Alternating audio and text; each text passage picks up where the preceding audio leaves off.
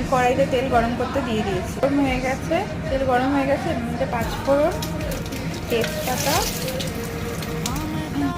আর শুকনো লঙ্কা দিয়ে দিচ্ছি। এর মধ্যে এবার আলুগুলো দিয়ে দেবো, হালকা করে ভেজে নেবো, তারপর কুমড়োগুলো দিয়ে দেবো। এবার এর মধ্যে কুমড়োগুলো দিয়ে দিচ্ছি। হলুদ একটু দিয়ে দেবো ভাজা করার জন্য, দিয়ে এটাকে নামিয়ে নেবো।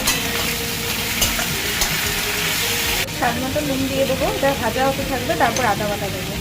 আজকে বানাচ্ছি কুমড়োর সাথে থাকবো। আর ভিডিওটা ভালো লাগলে ভিডিওটা অবশ্যই লাইক করে দিও। দেখো কুমড়োটা আস্তে আস্তে কমে আসছে, এভাবে আরও কিছুক্ষণ ভাজবো। আর এখন হচ্ছে আদাটা অ্যাড করে দেবো,